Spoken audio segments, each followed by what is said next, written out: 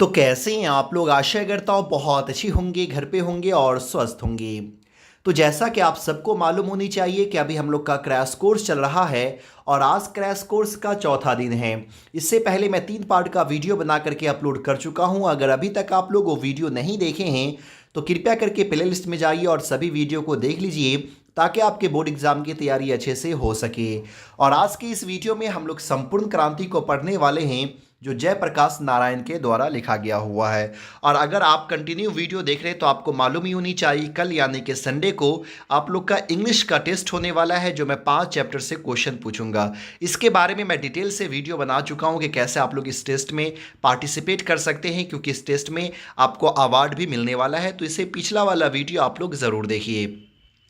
तो चलिए वीडियो को शुरू करते हैं और समझते हैं संपूर्ण क्रांति को जो जयप्रकाश नारायण के द्वारा लिखा गया हुआ है। और मैं आपको शुरू से ही बताता आ रहा हूं कि एक चैप्टर में आप लोग को पढ़ना क्या क्या है, यानी कि बोर्ड एग्जाम में क्वेश्चन क्या क्या पूछा जाता है। तो समरी यानी कि सारांश पूछा जाता है, शॉर्ट क्वेश्चन पूछा जाता है और ऑब्जेक्टिव पूछा जाता है। यानी कि एक चैप्टर में आपको सिर्फ इन 3 चीज़ों को ही पढ़ना है। तो चलिए हम लोग शुरू करते हैं और सबसे पहले जानते हैं बायोग्राफी को, क्योंकि बायोग्राफी से बहुत ज़्यादा क्वेश्चन पूछा जाता है। चलिए, अगर आप जो है ये जयप्रकाश नारायण के द्वारा जो लिखी गई चैप्टर है संपूर्ण क्रांति कभी भी कहीं पे भी अगर पढ़ना चाहते हैं तो इसका लिंक मैं डिस्क्रिप्शन में दे दूंगा, वहाँ से आप इसे पढ़ सकते हैं।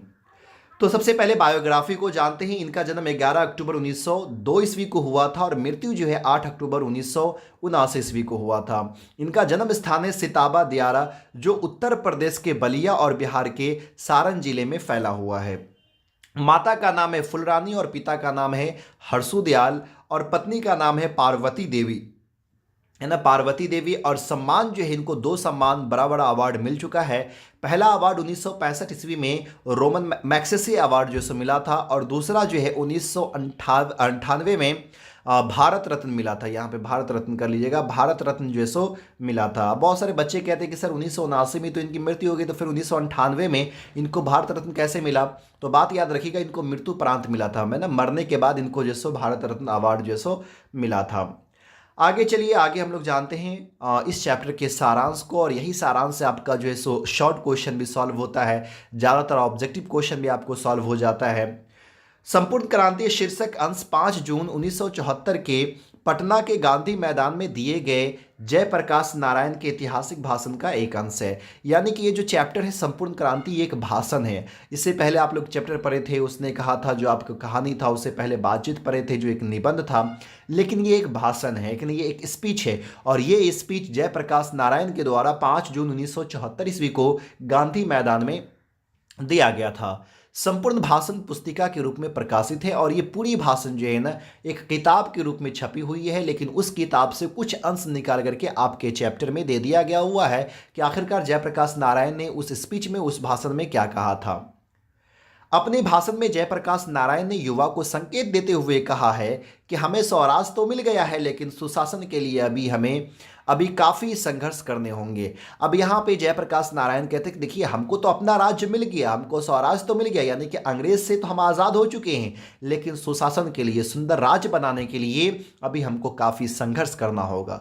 भाषण के दौरान उन्होंने नेहरू जी का उदाहरण दिया। नेहरू जी कहते थे कि सुशासन के लिए देश की जनता को अभी मीलों जाना है। अब यहाँ पे वो उदाहरण देते हैं किसका? नेहरू जी का, क्योंकि नेहरू जी कहा करते थे कि हम लोग को अगर सुशासन राज्य बनाना है, यानी कि सुंदर राज्य बनाना है, तो हम लोग को काफ़ी संघर्ष करना होगा, काफ़ी दूर तक जाना होगा।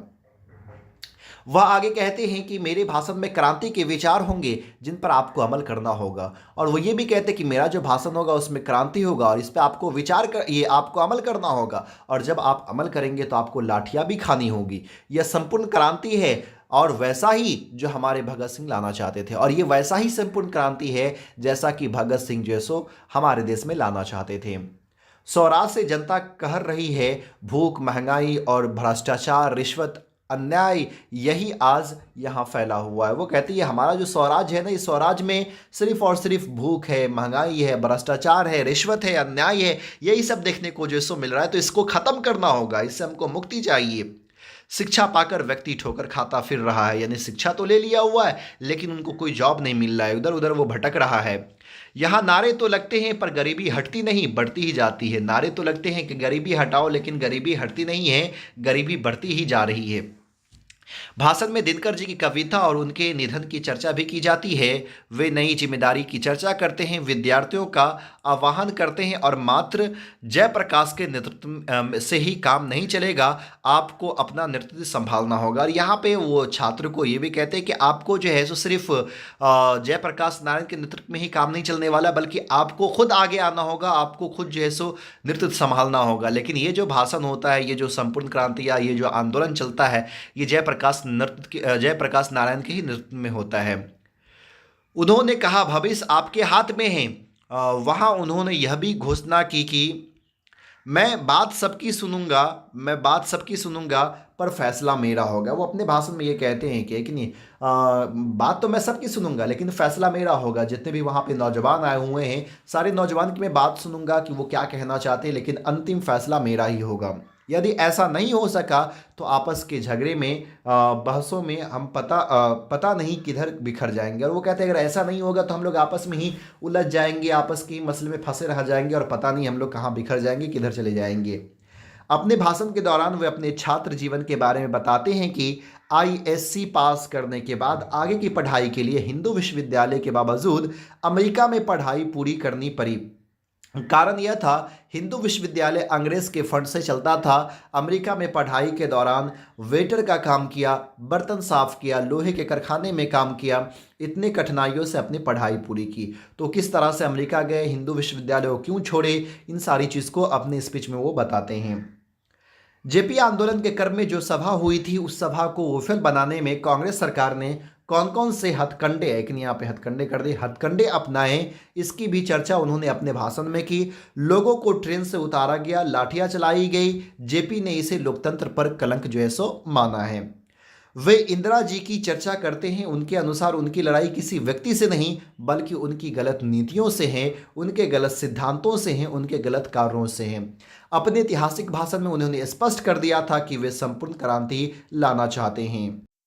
तो चलिए अब हम लोग ऑब्जेक्टिव क्वेश्चन को देख लेते हैं। पहला ऑब्जेक्टिव क्वेश्चन है, जयप्रकाश जी जब वेल्लोर अस्पताल जा रहे थे तो वो कहाँ रुके थे? तो वो मद्रास में रुके थे। सही आंसर जो है सो ए हो जाएगा। अगला क्वेश्चन है क्वेश्चन नंबर 2, संपूर्ण क्रांति का नारा किसने दिया था? तो संपूर्ण क्रांति का नारा जयप्रकाश नारायण ने दिया था। सही आंसर बी हो जाएगा। अगला क्वेश्चन है, संपूर्ण क्रांति है यानी कि संपूर्ण क्रांति क्या है? तो संपूर्ण क्रांति एक भाषण है। तो सही आंसर जो है यहाँ पे ए हो जाएगा। चलिए क्वेश्चन नंबर 4 की तरफ बढ़ते हैं। क्वेश्चन नंबर 4 कह रहा है, 1974 ईस्वी में छात्र आंदोलन का नेतृत्व किसने किया था? तो जयप्रकाश नारायण ने किया था। अगला क्वेश्चन कह रहा है, जयप्रकाश नारायण को भारत की जनता किस नाम से याद करती है? तो जयप्रकाश नारायण को भारत की जनता जो है ना लोक नायक के नाम से याद करती है, यानी कि सही आंसर जो है सो सी हो जाएगा। भ्रष्टाचार की जड़ क्या है? तो भ्रष्टाचार की जो जड़ है ना वो सरकार की गलत नीतियां हैं।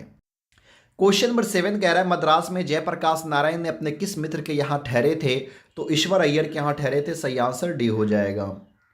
जयप्रकाश नारायण किस खर्चे को कम करना चाहते थे? तो जयप्रकाश नारायण जो है वो चुनाव के खर्चे को कम करना चाहते थे। चलिए क्वेश्चन नंबर 9 की तरफ बढ़ते हैं। क्वेश्चन नंबर 9 कह रहा है, जयप्रकाश नारायण पटना में किस कॉलेज के छात्र थे?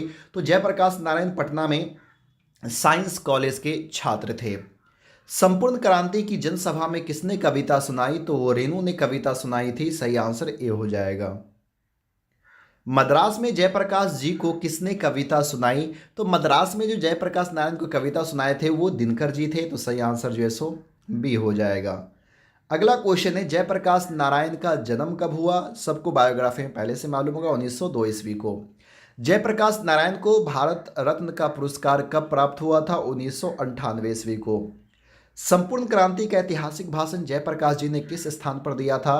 तो गांधी मैदान पटना में दिए थे। तो सही आंसर जो है सी हो जाएगा। अगला क्वेश्चन है, छात्र संघ समिति का गठन किस लिए हुआ था? तो सही आंसर हो जाएगा, छात्र द्वारा सत्ता में भ्रष्टाचार और अशांति दूर करने के लिए। अगला क्वेश्चन है, इंडियन एक्सप्रेस के मालिक कौन थे? सही आंसर हो जाएगा ए रामनाथ गोयनका थे। चलिए अगले क्वेश्चन की तरफ बढ़ते हैं। क्वेश्चन नंबर 17 है, जयप्रकाश जी हिंदू विश्वविद्यालय में प्रवेश क्यों नहीं करना चाहते थे? तो आप सबको मालूम होनी चाहिए, वह सरकारी फंड से प्राप्त था, एक नहीं, यानी कि वहाँ जो है सरकारी फंड होता मिलता था, इसलिए वो नहीं गए उस कॉलेज में। आईएससी की परीक्षा जयप्रकाश जी ने कहाँ से उत्तीर्ण की थी? तो आईएससी की परीक्षा वो बिहार विद्यापीठ से किए थे, तो सही आंसर सी हो जाएगा। अमेरिका में पढ़ाई के दौरान जयप्रकाश नारायण ने कौन कौन सा काम किया था? तो वो जो है सो लगभग सभी काम किए थे, बागानों में काम, एक किन्हीं लोहे के कारखानों में काम, यानी कि इसमें सही आंसर हो जाएगा डी। अगला क्वेश्चन है, जयप्रकाश नारायण भ्रष्टाचार के लिए मुख्य जड़ क्या मानते हैं? तो जो चुनावी खर्च है ना, वही जिस मुख्य ये जो भ्रष्टाचार मानते हैं, भ्रष्टाचार, ये तो सही आंसर यहाँ पे डी हो जाएगा। चलिए क्वेश्चन नंबर 21 की तरफ बढ़ते हैं। आईएससी पास करने के बाद जयप्रकाश नारायण आगे की पढ़ाई के लिए कहाँ गए? तो वो अमेरिका गए थे, सही आंसर जो सो बी हो जाएगा।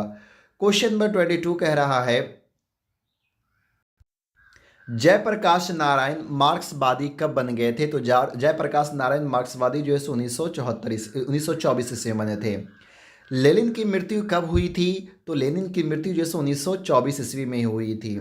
अगला क्वेश्चन कह रहा है, जयप्रकाश नारायण रचित पाठ का नाम क्या है? तो संपूर्ण क्रांति है, यानी कि सही आंसर डी हो जाएगा। जयप्रकाश नारायण कहाँ के रहने वाले थे? तो वो बिहार के रहने वाले थे, तो सही आंसर बी हो जाएगा। अगला क्वेश्चन कह रहा है, जवाहरलाल नेहरू को जयप्रकाश नारायण कहा करते थे? तो जवाहरलाल नेहरू जो भाई कहा करते थे, तो सही आंसर जो है ना, जवाहरलाल नेहरू को भाई कहा करते थे, तो सही आंसर भी हो जाएगा। इलाज के लिए जयप्रकाश नारायण कहाँ गए थे? तो इलाज के लिए वेल्लोर गए थे, सही आंसर जो सो बी हो जाएगा। जयप्रकाश नारायण की मृत्यु कब हुई थी? तो 1979 में, यानी कि सही आंसर ए होगा। अब चलिए शॉर्ट क्वेश्चन की तरफ हम लोग बढ़ते हैं। तो शॉर्ट क्वेश्चन आपको बहुत ही सिंपल है, अगर समरी आप लोग पढ़ें तो अच्छे से इसको सॉल्व कर सकते हैं। 6-7 आपको जैसो यहाँ पे शॉर्ट क्वेश्चन है, लिंक मैं डिस्क्रिप्शन में दे दूंगा, जहाँ पे आप जा करके आराम से इसे पढ़ सकते हैं। इसको समझाने की ज़रूरत नहीं है, अगर इसको मैं समझाऊंगा तो वीडियो फिर बहुत लंबा हो जाता है। तो उम्मीद करता हूँ ये वीडियो आपको अच्छा लगा होगा। अगर अच्छा लगा तो प्लीज़ लाइक कीजिए, ज़्यादा से ज़्यादा शेयर कीजिए, और हमारे चैनल पर अगर पहली बार विजिट कर रहे हैं तो प्लीज़ चैनल को सब्सक्राइब कीजिए। फिर मिलता है अगले वीडियो में, तब तक के लिए बाय।